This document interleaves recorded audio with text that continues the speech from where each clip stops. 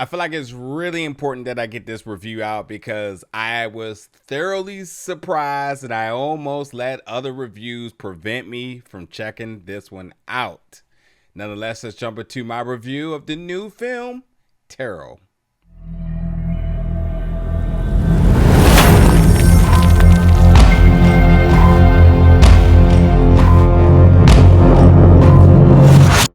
What's up, everybody, and welcome back to the channel today for another review. And today we're going to be reviewing the new film Terror, which is available right now in theaters.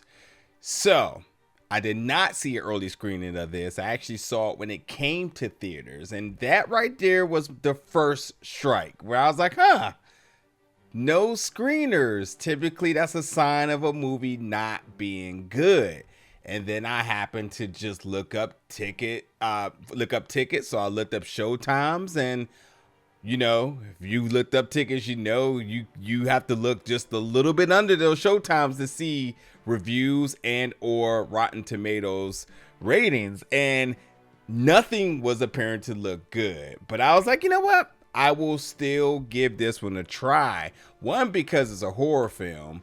I did not see the trailers or anything, but I did see who was in it. And I said, okay, with Jacob Batalon in it, I'm like, you know what? He fairly is a actor that his performances alone are worth the ticket admission. So, and Avantika, who just recently comes off of Mean Girls, also drew my interest as well too, since we're talking about way two different extremes in terms of genres. I actually just finished watching Reginald the Vampire, some of the episodes of season 2, so I was like, pretty high on the Jacob train right now.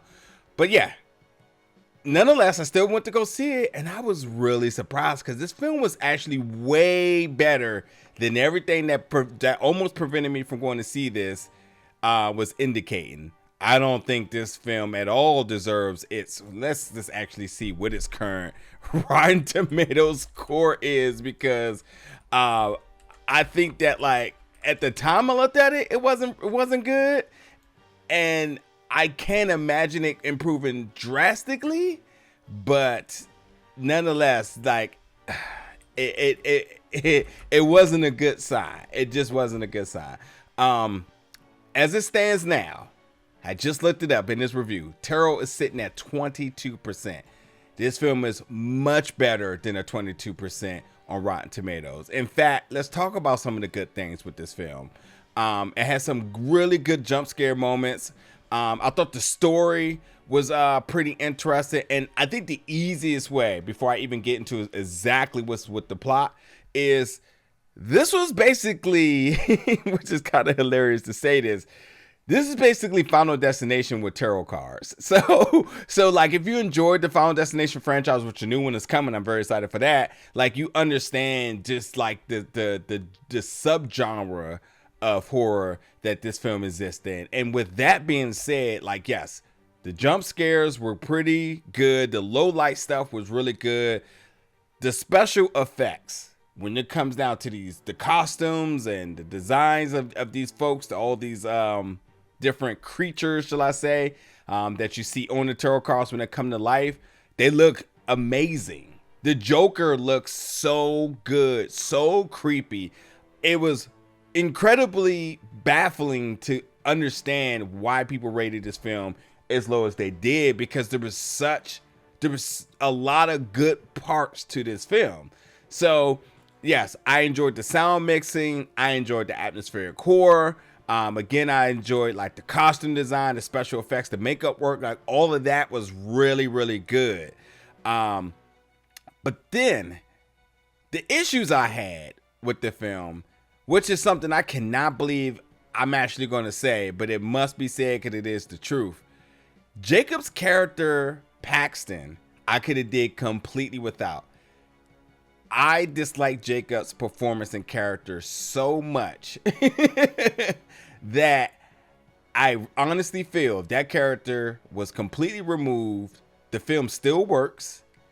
And in fact, I felt like the character was very detrimental to the tone of the film, because without it, and this film is definitely labeled as an horror comedy, You take him away, the comedy's gone, because I was definitely looking to see how that sort of meshing of the two were going to work. And it really was just on Jacob's character.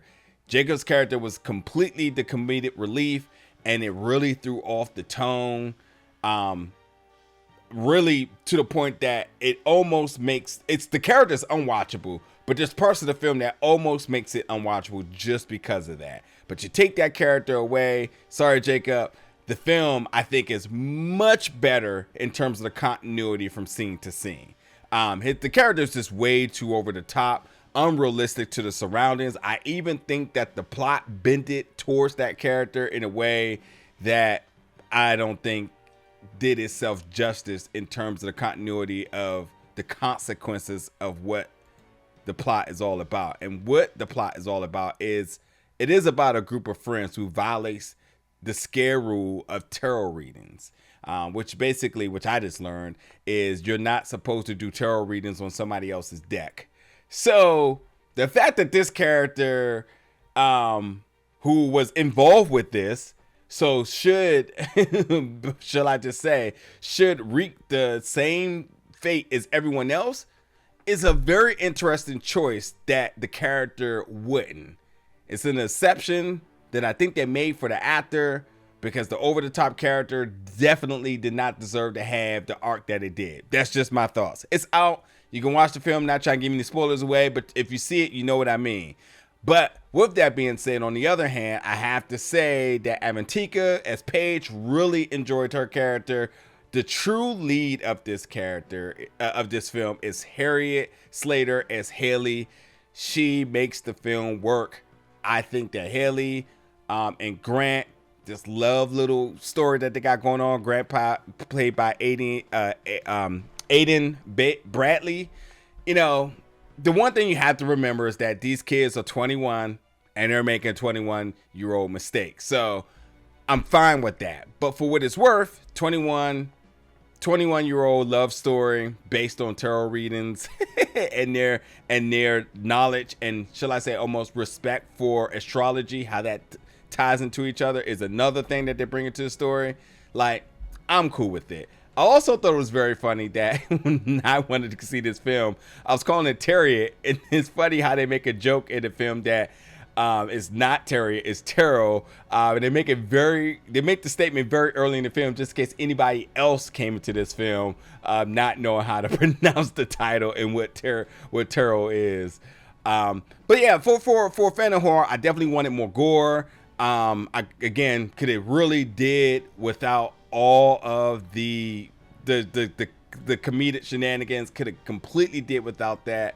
I wasn't a big fan of the ending. However, it was pretty consistent with the theme of the film and how the cards sort of played out. So there's that. And I think too, like, if this film was rated R, this film would have been amazing, because they really had a lot of implied brutality that, if they might have showed everything that was implied, this might have been off the chains, off the rails. I think a lot of folks would have been talking about this film to the point of giving it the utmost rewatchability.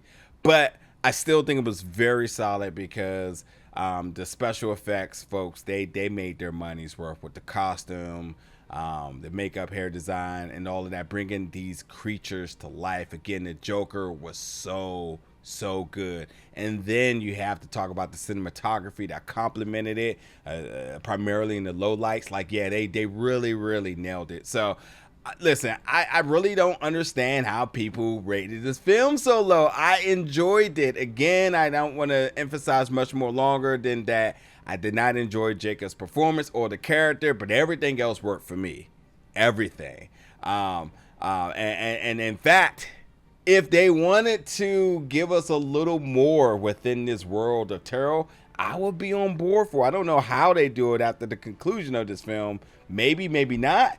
But I think with an opportunity to give us a cliffhanger, they went the wrong route for the reasons I explained earlier.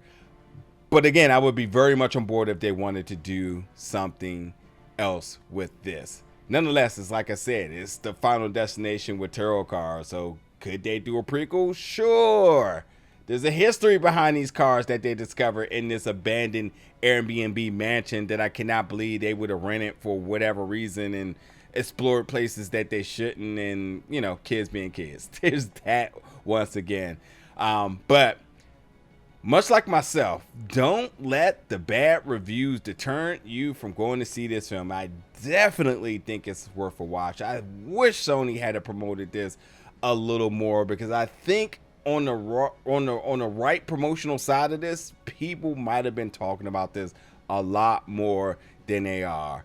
So go check out Terrell. It's in theaters right now. Drop in the comments. Let me know your thoughts about this one once you check it out. And as always, stay tuned for more reviews very soon.